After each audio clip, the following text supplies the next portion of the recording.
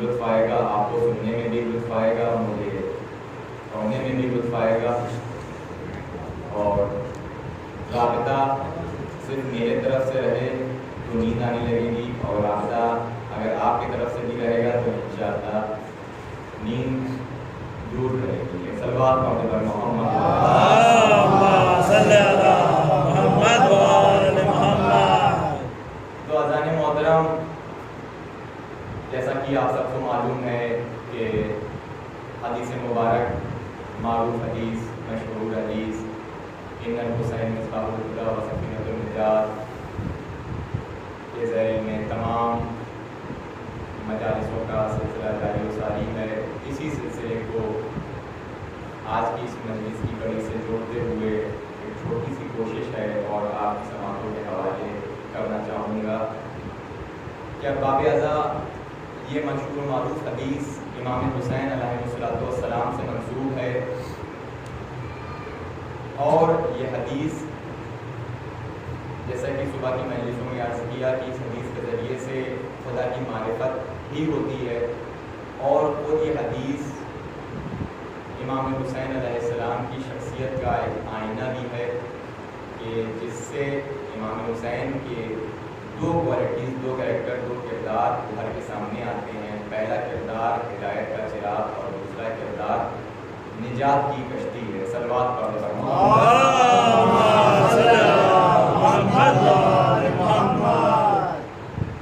احباب اعزاء، بہت ہی سوچنے والا مقام ہے کہ ان دو کرداروں سے ہمیں صرف اپنے ایک امام کی دو کردار پتہ چلتے ہیں اس حدیث کے ذریعے سے، یا یوں کہیں کہ یہ حدیث تمام امامت کے کرداروں کو اپنے اندر سمیٹے ہوئے ہے۔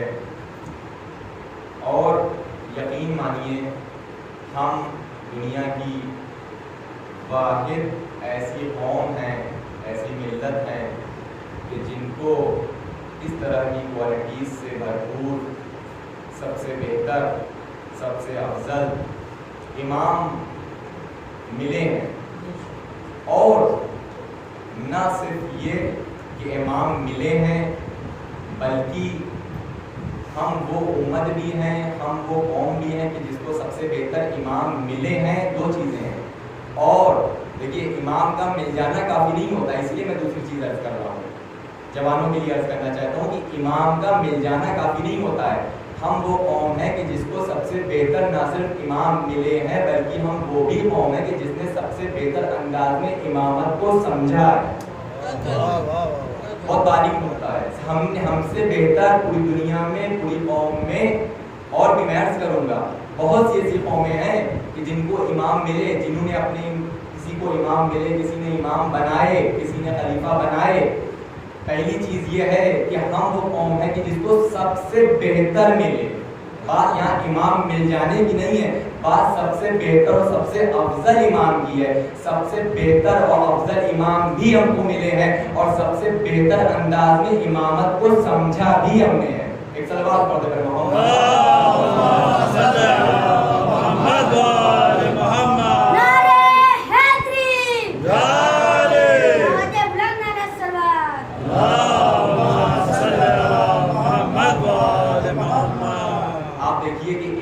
سے لے کے 12 امام تک کی جو سلسلہ چلا ہے، ہر امام کے اندر الگ الگ کوالٹیز، ہر امام نے الگ الگ طرح سے کردار سازی کری، الگ الگ طرح سے پیغامات پہنچائے، الگ الگ رول نبھائے، الگ الگ زمانے کے اعتبار سے۔ اب میں بات کرنا چاہتا ہوں کہ جیسے ہم وہ قوم ہے کہ جس کو سب سے بہتر امام ملے، کچھ اور بھی قومیں ہیں، کچھ اور بھی ملتیں ہیں، اور بھی زمانے میں سماج کے لوگ ہیں کہ جن کو اور امام ملے۔ مگر عزیزان محترم، میں ایک چیز میں آپ سے، آپ کی سماعتوں کے حوالے میں کر دینا چاہتا ہوں، وہ یہ کہ تاریخ کے پنوں کو اگر پلٹ کے دیکھا جائے، تاریخ اگر اٹھا کے دیکھی جائے، تو ہمیں یہ نظر آتا ہے کہ جو اور امام دوسری قوموں کو ملے ہیں، ان اماموں نے بھی ہمارے اماموں کا لوہا مانا ہے۔ ان اماموں نے بھی ہمارے اماموں کا لوہا مانا ہے۔ مثال آپ کے سامنے، دلیل آپ کے سامنے انشاءاللہ پیش کرنا چاہتا ہوں۔ آپ دیکھیے کہ میں کہیں اور میں دور نہیں جانا چاہتا ہوں، اپنے مسلمانوں میں اتنے فرقے ہیں. آپ دیکھیے کہ امام شافعی، امام حنبلی، امام مالکی، امام حنفی، یہ 4 امام مشہور امام ہیں. یہ 4 امام اپنے جوانوں بچوں کے لیے عرض کرنا چاہتا ہوں، بڑے ہم سے بہتر انداز میں جانتے ہیں تاریخ کو. یہ 4 امام ملے ہیں زمانے میں، کوئی ان سے انکار نہیں کر سکتا. امام شافعی، امام محمد باقر علیہ السلام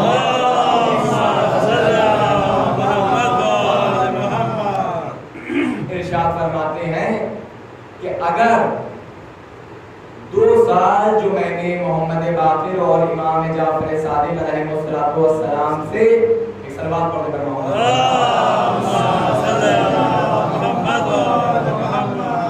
درس حاصل نہ کیا ہوتا، امام شافعی فرما رہے ہیں اگر میں نے محمد باقر سے، امام شافعی کون ہے؟ مسلک شافعی کے جو امام ہیں، یہ 4 اہم امام ہیں. جیسے ہمارے یہاں 12 امام ہیں، ایسے اہل جو اور ہمارے فرقے ہیں یہاں پہ 4 امام ہیں بہت زیادہ جو مانے جاتے ہیں، سب سے بڑے میجر یہ 4 امام ہیں، اور انہی سے شاخیں نکل کے ڈیوائڈ ہوئی ہیں جو آج تک یہاں پہ وہ شاخوں سے ریلیٹڈ جو قومیں آج بھی موجود ہیں. تو امام شافعی یہ فرماتے ہیں کہ اگر میں نے محمد باقر اور امام جعفر صادق علیہ السلام کے دروس میں نہ گیا ہوتا، ان سے میں نے درس حاصل نہ کیا ہوتا، تو ان 2 سالوں میں میں ہلاک ہو گیا ہوتا.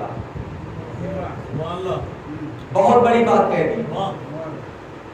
کہنے کو یہ بھی کہہ سکتے تھے کہ اگر میں نے درس حاصل نہ کیا ہوتا تو میں جاہل ہوتا، میں گمراہ ہوتا، میں امام بننے کے قابل نہ ہوتا.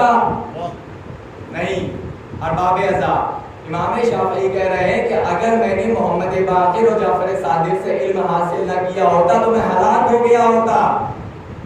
کیا وجہ ہے؟ کہا وجہ ڈھونڈنے کے لیے ہمیں امام جعفر صادق علیہ السلام کے جو مدارس چلتے تھے،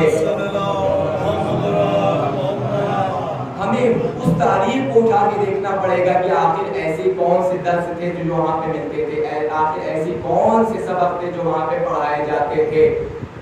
آپ دیکھیے ارباب عذاب کہ جب اس وقت جب یہ اچھا ایک اور بات میں عرض کرنا چاہتا ہوں اپنے بچوں کے لیے، جوانوں کے لیے، کہ 4 اماموں کی بات ہو رہی ہے. میں نے ابھی پہلے امام کی میں نے بات کری، امام شافعی کی بات کری، مگر میں چاہتا ہوں کہ دیکھیے وقت کی تنگی ہے اور میں چاہتا ہوں کم وقت میں زیادہ سے زیادہ بہتر انداز میں اچھی گفتگو آپ کے سامنے پیش کری جا سکے.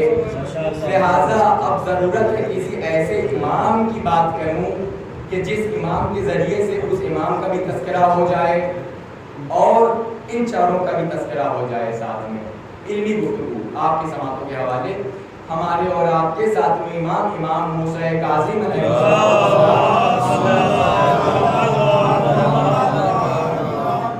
باب الحوائج کا زمانہ ہے. ایک اور علمی میں نقطہ پیش کرنا چاہتا ہوں کہ امام ہمارے امام موسیٰ کاظم وہ واحد امام ہیں جن کے زمانے میں یہ 4 امام موجود رہے یا یہ ان 4 اماموں کی حیات میں موجود رہے، یعنی ان کی زندگی میں ان امام نے امام موسیٰ کاظم نے امام حنبلی کو بھی دیکھا، امام شافعی کا بھی زمانہ دیکھا، مالکی کا بھی زمانہ دیکھا، حنبلی کا بھی، حنفی کا بھی زمانہ دیکھا، سب کے زمانے دیکھے اور سب کے زمانوں میں یہ 4 امام جو ہیں یہ پورے اپنی عقل کے اوپر تھے اور یعنی جو بھی اپنے مجتہد تھے اپنے علم کے وہ کہتے ہیں کہ یہ فتوے دیتے تھے. اب جب یہ فتوے دیتے تھے ارباب اعضاء آپ کی سماعتوں کے حوالے، اب جب یہ فتوے دیتے تھے تو یہ کوئی بھی فتویٰ جب دیتے تھے تو یہ راویوں کا ذکر کرتے تھے کہ یہ میں نے یہ فلاں راوی سے سنا، میں نے یہ فلاں ابن فلاں سے سنا. بہت ہی باریک بات میں عرض کرنا چاہتا ہوں، بیداری کا ثبوت دیجیے گا. میں نے یہ فلاں راوی سے سنا، میں نے یہ فلاں رائٹر سے سنا، میں نے یہ فلاں انسان سے سنا، اس نے اس سے سنا. اور ایک طرف امام موسیٰ کاظم اپنے شاگردوں کو اپنے چاہنے والوں کو درس دیتے تھے. جب ان 4 تک یہ ظاہر سی بات ہے جب یہ 4 امام تھے اور ادھر ایک امام تھا تو یہ لوگوں کا یہ ہوتا تھا کہ جہاں جس در اہل بیت سے سیکھا ہے فتوے دے نہیں، جس در اہل بیت سے سیکھا ہے تو یہ ہر چیز وہاں سے کاپی کر کے لاتے تھے کہ جو بھی ہے فتوے کیسے دینا ہے، کیا کرنا ہے. تو ان کا جو چاہنے والا تھا، ان کا جو ماننے والا تھا، انہوں نے آگے بتایا کہ موسیٰ کاظم جب درس دیتے ہیں تو آپ جس انداز میں درس دیتے ہیں وہ اس انداز میں درس نہیں دیتے ہیں. کہا کس انداز میں درس دیتے ہیں؟ کہا وہ کچھ اس انداز میں درس دیتے ہیں کہ وہ کوئی بھی درس دیتے ہیں، کوئی بھی حدیث بیان کرتے ہیں تو کہتے ہیں قال رسول اللہ. کوئی بھی درس دیتے ہیں، کوئی بھی حدیث بیان کرتے ہیں، لیکن صرف ایک جملہ میں نے بیان کہ میں پوری حدیث نہیں بیان کروں گا، مجھے کوئی حدیث نہیں بیان کرنی، صرف اتنا میں بولوں گا کہ امام موسیٰ کاظم جب کوئی بھی حدیث بیان کرتے ہیں اپنے درس میں، اپنے اس کلاسز میں، تو کہتے ہیں قال رسول اللہ، یعنی میں نے رسول اللہ سے سنا، یعنی میں نے رسول اللہ سے سنا. کبھی امام نے یہ نہیں کہا کہ میں نے فلاں راوی سے سنا، میں نے رسول اللہ سے سنا. کہا مولا آپ کا یہ زمانہ ہے اور آپ نے مستقل ڈائریکٹ بلا فصل رسول اللہ سے سنا. کہا بالکل قال رسول اللہ. تو پتہ یہ چلا کہ جو امام ہوتے ہیں، اہل بیت ہوتے ہیں، ان کا طریقہ کار یہ ہوتا ہے کہ وہ یا تو جب بھی کوئی حدیث بیان کرتے ہیں، لیکن فرق بتا رہا ہوں ان امام میں اور ان امام میں کیا فرق ہے. جب یہ امام کوئی حدیث بیان کرتے ہیں تو یہ کہتے ہیں میں نے مثال کے طور پہ احمد ابن حنبل سے سنا، اور جب ہمارا امام کوئی حدیث بیان کرتا ہے تو وہ یا تو کہتا ہے قال رسول اللہ، یا وہ کہتا ہے کہ میں نے اپنے بابا سے سنا، میرے بابا نے اپنے بابا سے سنا. میں نے امام جعفر صادق سے سنا، جعفر صادق نے محمد باقر سے سنا، محمد باقر نے زین العابدین سے سنا، زین العابدین نے امام حسین سے سنا، امام حسین نے امام حسن سے سنا، امام حسن نے مولائے متقیان سے سنا، مولائے متقیان نے رسول خدا محمد مصطفیٰ صلی اللہ علیہ وسلم. یعنی پہلا فرق تو یہ ہو گیا کہ جب کوئی بھی حدیث بیان کری جاتی ہے تو وہ مستقل قال رسول اللہ سے آتی ہے. یہ پہلا ڈیفرنس ہو گیا. کہا دوسرا ڈیفرنس کیا ہے؟ کہا دوسرا ڈیفرنس یہ ہے کہ پہلی چیز تو یہ تھی کہ ہمارا امام کسی غیر راوی کا نام نہیں لیتا جب بھی کوئی حدیث بیان کرتا ہے، مگر ارباب ازا. راوی جو ہے وہ ہمارے در اہل بیت سے آشنا راوی بھی ہیں. مثال کے طور پہ جناب سلمان، جناب قمر، جناب جابر ابن حیان، بہت بڑے بڑے نام موجود ہیں تاریخ کے پنوں میں. تو کبھی بھی امام نے یہ بھی نہیں کہا کہ میں نے جابر سے سنا، کبھی امام نے یہ بھی نہیں کہا، کبھی مولائے متقیان نے یہ بھی نہیں کہا کہ میں نے سلمان سے سنا کہ رسول اللہ نے یہ کہا ہے. کبھی تو کہہ دیا ہوتا، کہا نہیں، ہمیشہ جب بھی کہا قال رسول اللہ. تو پتہ یہ چلا ارباب ازا کہ جب آپ حدیث قصہ پڑھتے ہیں تو آپ یہی تو پڑھتے ہیں کہ ان جابر ابن عبداللہ انصاری، یعنی جابر ابن عبداللہ انصاری نے فاطمہ زہرا سے سنا. یہ نہیں سنتے ہیں کہ فاطمہ زہرا نے جابر ابن عبداللہ انصاری سے سنا. صلوات پڑھ دے پر محمد و آل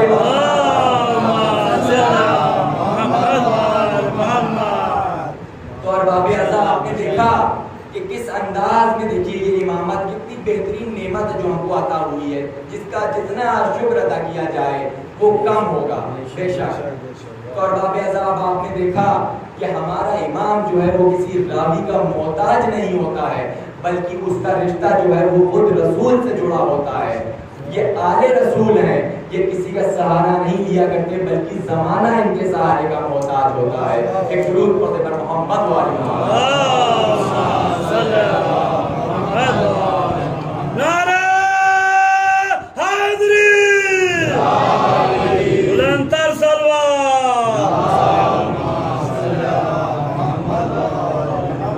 اور باب ازا ایک واقعہ مجھے یاد آ رہا ہے، اس کی گفتگو سے ریلیٹڈ ہے تو میں نے کہا کہ یہاں پہ عرض کر دیا جائے، کیونکہ حدیثوں کی بات ہو رہی ہے اور راویوں کی بات ہو رہی ہے. بس میں زیادہ گفتگو کی لمبی نہیں کروں گا، آپ لوگ پریشان مت ہوئیے. 15 سے 20 منٹ اور بس مجلس تمام. ایک اور مجھے واقعہ یاد آ رہا ہے. واقعہ کیا ہے؟ ایک شخص تھا اب مجھے نام نہیں یاد ہے، ایک شخص تھا، اس نے بیان کیا اپنے باپ سے یا کسی اپنے رشتہ دار سے کہ میں رسول خدا کی بزم میں تھا اور وہاں پہ آپ صلی اللہ علیہ وآلہ وسلم ایک حدیث بیان کر رہے تھے. کہا کیا حدیث بیان کر رہے تھے؟ کہا وہ یہ کہہ رہے تھے کہ میرے جانے کے بعد 12 امام ہوں گے اور 12 امام قریش سے ہوں گے. یہ میں اپنے جملے نہیں کہہ رہا ہوں، یہ میں وہاں سے کاپی کر رہا ہوں. میرے بعد 12 امام ہوں گے اور وہ 12 امام قریش سے ہوں گے. اس کے بعد جو ہمارے علماء آئے، جو ہمارے اہل بیت نے اور علماء نے جو اس کی تفسیر کری ہے، اس کی حدیث کی وضاحت کری، اس کی وضاحت میں یہ ہے کہ رسول خدا کی حدیث یہ نہیں تھی کہ 12 امام جو ہیں وہ قریش سے ہوں گے، بلکہ یہ تھی کہ 12 امام اہل بیت سے ہوں گے. پہلا نقطہ، اس نقطے کو یاد رکھیے گا، یعنی 12 امام حدیث سے رسول کے مطابق رسول کی وفات کے بعد 12 امام ہوں گے جو اہل بیت سے ہوں گے، اہل بیت سے ہوں گے. ٹھیک ہے. جس کے بعد رسول نے فرمایا کہ جو 12واں ہوگا وہ بھی میرے اہل بیت میں سے ہوگا. جو 12واں ہوگا وہ بھی میرے اہل بیت میں سے ہوگا. بس ارباب اعضاء مجھے کہنے دیجئے کہ اب وہ لوگ جو یہ کہتے ہیں کہ رسول خدا کے بعد امام یہ ہیں، یہ ہیں، یہ ہیں، فلاں ہے، فلاں ہے، میں ان سے کہنا چاہتا ہوں کہ جب رسول یہ حدیث بیان کر رہے تھے کہ 12واں بھی جو ہوگا وہ بھی لفظ ہے، وہ بھی اہل بیت میں سے ہوگا. میں توجہ چاہتا ہوں آپ کی، جب 12واں بھی اہل بیت سے ہوگا تو پہلا کوئی ایرا غیرہ کیسے ہو سکتا ہے؟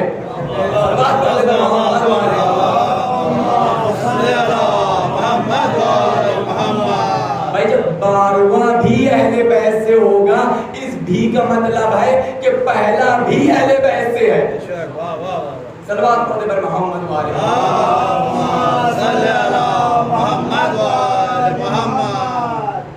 یعنی پتہ یہ چلا کہ جو 12واں ہوگا وہ بھی اہل بیت سے ہوگا اور جو آخر ہوگا وہ بھی اہل بیت سے ہوگا. ایک دوسری حدیث، چھوٹی سی حدیث اسی طرح میں بیان کرنا چاہتا ہوں کہ ایک حدیث میں رسول خدا فرما رہے ہیں کہ جو پہلا امام ہوگا وہ میرا بھائی ہوگا اور جو آخری امام ہوگا وہ میرا بیٹا ہوگا. توجہ چاہتا ہوں، جو پہلا امام ہوگا وہ میرا بھائی ہوگا اور جو آخری امام ہوگا 12واں ہوگا وہ میرا بیٹا ہوگا. اب آپ دیکھیے رسول خدا کتنے مقامات پہ رسول خدا بتاتے ہیں کہ بھائی کون ہے، کس کس کو رسول خدا نے بھائی کہا اپنی زندگی میں. آپ کے سامنے بس چند منٹ کی گفتگو ہو ہے، آپ کی زحمت کا مان. آپ آ کے دیکھیے مکے میں جب رسول خدا نے تعارف کروایا مولا کائنات کا، تب فرمایا کہ یہ میرا بھائی ہے، پہلی چیز. مگر جب مکے میں فرمایا تو اس کے بعد کافی لوگ شک و شبہ کرنے لگے اور تمام طرح کی باتیں ہونے لگی. اس کے بعد جب آپ ہجرت کر کے مکے سے مدینہ تشریف لائے ہیں، اس کے بعد جب آپ نے لوگوں کو جمع کیا ہے، مکے کے لوگ بھی تھے اور مدینے کے لوگ بھی تھے. ہمارے جو بزرگ ہیں وہ بہتر انداز میں اس حدیث سے واقف ہے. میں اپنے جوانوں کے لیے عرض کرنا چاہتا ہوں کہ مکے اور مدینے کے دونوں لوگ جمع تھے اور رسول خدا نے ہر ایک مکی کے ساتھ ایک مدنی کو جمع کرنا شروع کیا. اب لوگ خوش ہونے لگے کہ وہ تو مکہ تھا، سارے مکی تھے، یہاں تو رسول خدا ایک مکی کے ساتھ مدنی کو بھائی بنا رہے ہیں. اب کسی اور کا بھی نمبر آئے گا، یہ مدینہ ہے. رسول خدا نے ایسا تماچا مارا، مولا کائنات کا ہاتھ پکڑا، کہا دیکھو مکے میں بھی علی میرا بھائی ہے، مدینے میں بھی علی میرا بھائی ہے. صلوات پڑھتے پر محمد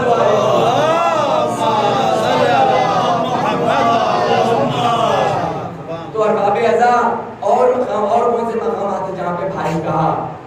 ارباب اعضاء دعوت ذوالعشیرہ، جب دعوت ذوالعشیرہ میں رسول خدا نے مدد مانگی ہے اور جب مولا کائنات نے مدد کے لیے اپنی آواز بلند کری ہے کہ میں آپ کی نصرت کے لیے حاضر ہوں. جوان تھے مولا کائنات، کوئی زیادہ سن نہیں تھا. اس وقت بھی مولا کائنات نے مولا کو یہی جواب دیا، رسول خدا نے مولا کو یہی جواب دیا کہ اے علی آپ بیٹھ جائیے، آپ میرے بھائی ہیں، آپ میرے وصی ہیں، آپ میرے جانشین ہیں.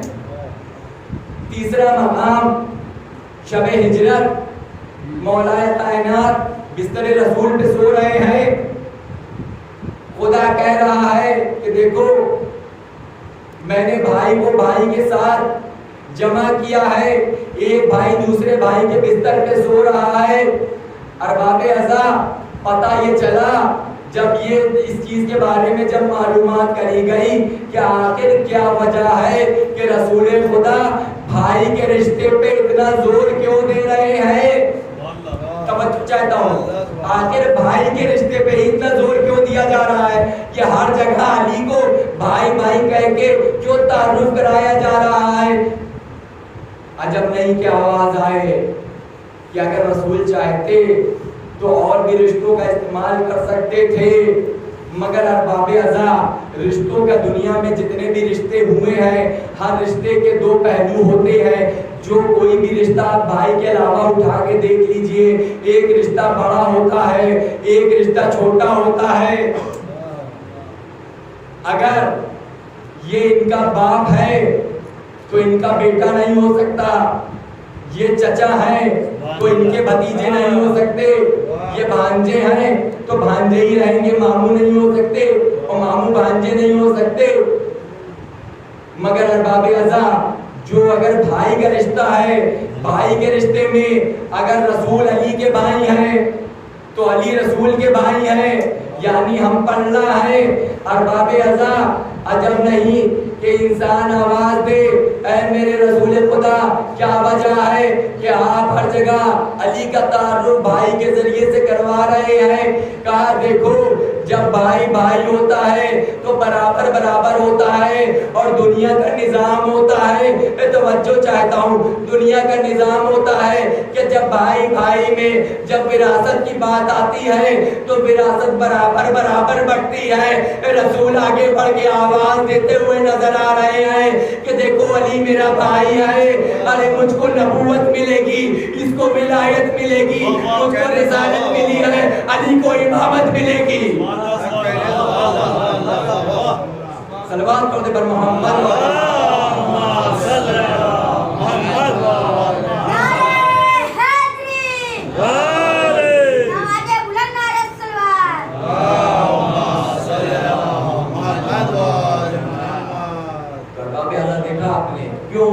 بھائی کے رشتے پہ اتنا زور دیا گیا, آخر کیا وجہ ہے. تو ارباب ازا اسی طریقے سے جو آخری ہوگا وہ بیٹا ہوگا, وہ بیٹا ہوگا. بہت سی جگہوں پہ آیا کہ بہت سے لوگوں نے اس بات کو پر زور اٹھایا کہ آخر کیا وجہ ہے, آخر کیا دلیل ہے, کیسے آخری جو ہے وہ رسول کا بیٹا ہو سکتا ہے. جبکہ رسول کا بیٹا تبھی ہو سکتا تھا جب رسول کا خود کوئی بیٹا ہوتا, مگر خدا نے تو رسول کو کوئی بیٹا ہی نہیں دیا بلکہ بیٹی عطا کری, یا جو بیٹے عطا ہوئے وہ انتقال کر گئے. تو ارباب ازا ایک بات میں عرض کرنا چاہتا ہوں کہ اس سے ایک بات تو ثابت ہو گئی کہ جو انسان کی نسل ہوتی ہے وہ نسل جو ہے وہ بیٹے سے آگے بڑھتی ہے. یہ دنیا کا تقاضا ہے, یہ دنیا کا تقاضا ہے. مگر دیکھیے ارباب ازا جو الہی تقاضے ہوتے ہیں وہ دنیا کے تقاضوں سے الگ ہوتے ہیں. اب ارباب ازا میں آپ کے سامنے یہ عرض کرنا چاہتا ہوں کہ بہت سے لوگوں نے یہ کوششیں کری, آج بھی کوششیں جاری ہیں. لوگوں کی کوشش ہوتی ہے کہ یہ بتا دیا جائے, یہ کہہ دیا جائے کہ رسول کی جو ہے اور بھی بیٹیاں تھیں, رسول کی اور بھی بیٹیاں تھیں, یا یہ کہہ دیا جائے یا کچھ یوں ہو جاتا کہ رسول نے بی بی خدیجہ کے جب تک حیات نہیں تب تک جو ہے کوئی دوسری شادی نہیں کری, تب تک کوئی دوسری شادی نہیں کری. اگر کر لی ہوتی تو کوئی بیٹا ہو جاتا جس سے نسل آگے بڑھ جاتی. رسول خدا خود کوئی کام اپنی مرضی سے نہیں کرتے تھے. توجہ چاہتا ہوں, رسول خدا ایک لفظ بھی کرتے تھے, جو کام بھی کرتے تھے وہ مرضی پروردگار سے کرتے تھے. ارباب ازا یہ خدا بند متعال کی پلاننگ تھی ان لوگوں کے منہ میں تماچا مارنے کے لیے, جیسے خدا بند متعال نے سورہ کوثر کے ذریعے سے ان تانا مارنے والوں کے منہ پہ تماچا مارا ہے کہ جو لوگ رسول خدا کو ابتر کہا کرتے تھے مکے میں کہ رسول ابتر ہے, رسول کی کوئی آل نہیں ہے, رسول کا کوئی بیٹا نہیں ہے تو اور وہ اشعار خانہ کعبہ کی دیواروں پہ ٹانگ دیا کرتے تھے.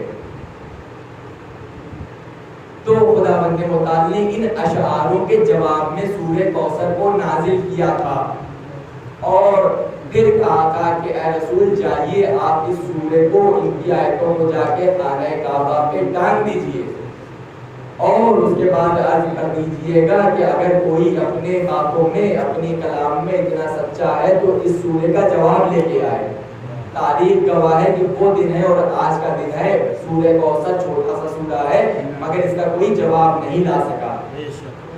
تو ارباب اعضاء اسی انداز میں جیسے وہ جواب خداوند متعال نے دیا تھا سورہ کوثر کے ذریعے سے ویسے ہی یہ خدا کا پورا پلاننگ تھی کہ جب جناب خدیجہ کی وفات ہوئی آپ کی وفات کے بعد رسول نے مرضی الہی سے ایک نہیں دو نہیں تین نہیں چار نہیں بہت سی شادیاں کریں مگر جو آپ کی آل ہے وہ بیٹی کے ذریعے سے آگے بڑھی اور جب بیٹی کے ذریعے سے آگے بڑھی تو آپ کے دو نواسے ہوئے امام حسن اور امام حسین. اب آخری نقطہ مجلس تمام ہم میں سے زیادہ تر لوگ یہ جانتے ہیں کہ جو امامت ہے وہ آگے بڑھی ہے امام حسین علیہ السلام سے. زیادہ تر لوگ یہ بات جانتے ہیں مگر ارباب اعضاء اب جو میں بات کہوں گا اگر اس بات سے اس نقطے سے اگر کوئی بھی انکار کرتا ہے تو وہ اس بات کا انکار نہیں کرے گا بلکہ وہ اس بات کا انکار کرے گا کہ رسول کی نسل بیٹی سے کیسے آگے بڑھ رہی ہے. جو نسل امامت ہے وہ صرف امام حسین سے آگے نہیں بڑھی ہے بلکہ امام حسن سے بھی آگے بڑھی ہے. کیسے؟ امام حسین کے فرزند چوتھے امام امام زین العابدین علیہ السلام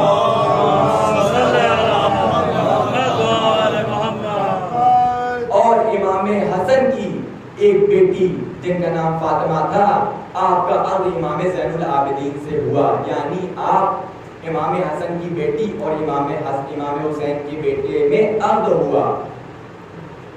یعنی بیٹا حسین کا ہے بیٹی حسن کی ہے تو اب حسن کی نسل سے بھی امامت آگے اسی طرح سے بڑھ رہی ہے جس طرح سے رسول کی بیٹی کے ذریعے سے بڑھ رہی ہے. صلوات پڑھنے پر محمد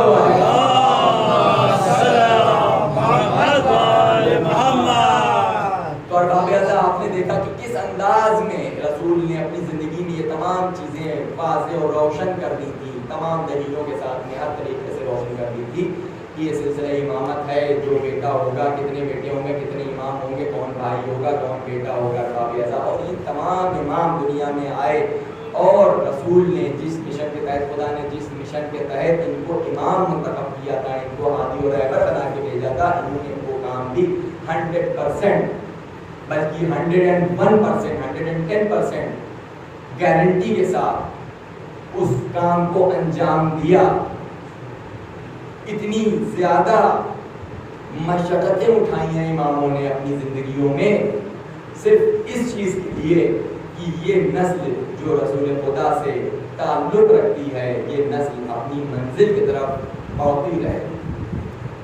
کیوں بڑھتی رہے؟ اسی لیے بڑھتی رہے تاکہ آنے والی نسلیں آنے والے اہل بیت سے اہل بیت کے چاہنے والے بنا کسی ہادی اور رہبر کے نہ رہ سکیں. جو خدا گفتگو کر رہا ہے ہم سے وہ گفتگو جاری و ساری رہے. ارباب اعضاء بس آپ کی زحمت کو میں تمام کرنا چاہوں گا. اسی مشن و مقصد کے تحت امام حسین علیہ السلام نے کربلا میں قیام کیا. حکومت وقت کے خلاف ظالم و جابر حکومت کے خلاف قیام کیا اور آپ نے قیام کر کے یہ پیغام دے دیا کہ دیکھو تم چاہے تم ہوگے ظالم اپنے گھر کے تم ہوگے ظالم اپنے شہر کے مگر دیکھو ہم بھی کسی غیر گھرانے سے تعلق نہیں رکھتے ہیں بلکہ ہم رسول خدا کے گھرانے سے تعلق رکھتے ہیں. ہم رسول کے فرزند ہیں. جیسے رسول نے سختیاں برداشت کری ہیں ان سختیوں کو ہم ضائع نہیں جانے دیں گے بلکہ جس دین کے لیے جس دین کو بچانے کے لیے رسول نے اتنی سختیاں برداشت کری ہیں اور اتنی شدت کے ساتھ اتنی محنت و مشقت کے ساتھ دین کو نافذ کیا ہے پھیلایا ہے کوشے تک تمام جو اسلامی عرب و عجم تک پہنچایا ہے.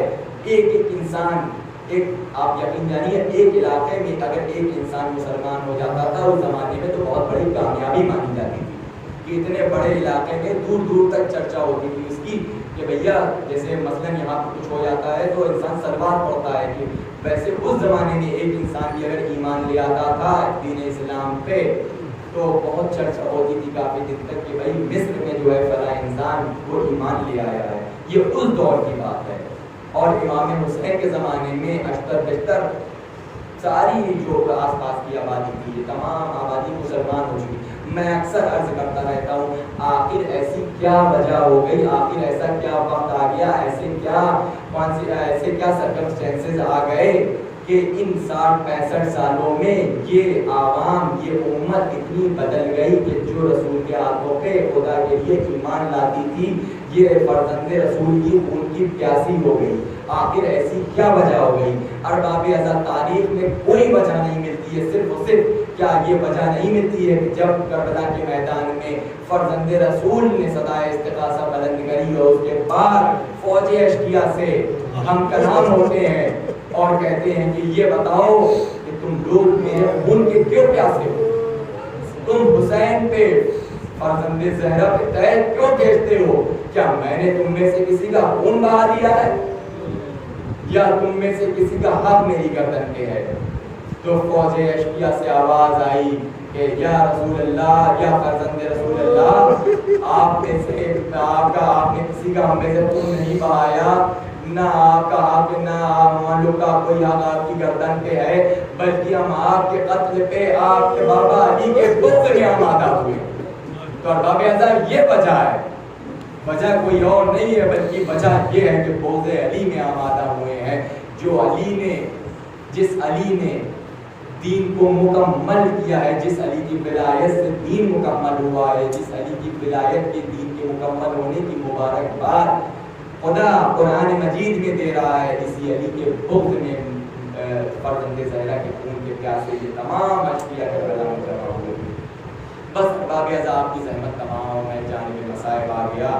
ایک ایک کر کے ارباب ازل کربلا میں قافلہ حسینی کے سارے پھول جمع ہو رہے ہیں. ارباب ازل صبح سے شام تک آپ مجالسوں میں شرکت کرتے ہیں اور زہرا کے لال فرصہ دیتے ہیں.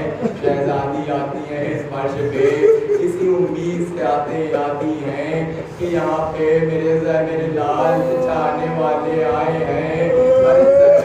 کے دل کا دام انہی آنسوؤں سے صحیح ہوگا. اے ارباب ازل ایک ایک کر کے سارے لوگ امام حسین کی خدمت میں آتے ہیں اپنی جان کی قربانی دینے کے لیے آقا سے اجازت مانگتے ہیں. بس ارباب ازل ایک بار آقا کی خدمت میں دو چھوٹے چھوٹے بچے حاضر ہوتے ہیں. آج جوڑ کے فرماتے ماموں رن کی اجازت دے دیجئے. امام حسین میں زیادہ میں مصائب نہیں پڑھوں گا, آپ تھکے ہوئے ہیں, ضرور تھکے ہوئے, مگر ارباب ازل حق کے مصائب ادا نہ ہو پائے گا اگر آپ سے عشق نہ جاری ہوئے, کیونکہ ہمارے رونے پہ کوئی پابندی نہیں ہے, ہمارے رونے پہ کوئی تماچے مارنے والا نہیں ہے. ارباب ازل مقتل کے جملے آپ کے حوالے کر رہا ہوں, دل کھول کے گریہ کر لیجئے. چھوٹے چھوٹے بچے شبرم میں شہید ہو گئے, چھوٹے چھوٹے بچوں کا جنازہ خیموں میں لایا گیا. ارے زینب نے مقتل کے جملے خدا ان آوازوں پہ رحمت نازل کرے. مقتل کے جملے دو چھوٹے چھوٹے لاچوں کے درمیان زینب نے جانماز بچائی, شکرانے کی نماز ادا کری. ارباب ازل زینب نے اون محمد پہ گریہ نہیں کیا, مگر تاریخ میں ملتا ہے, بس آخری روایت تاریخ میں ملتا ہے کہ بعد کربلا جب زینب واپس مدینے لوٹ کے آئی, اپنے گھر میں آتی ہے. ارے دو چھوٹے چھوٹے اجرے, دو چھوٹے چھوٹے پستا اون محمد کیا. اے بیٹا اون محمد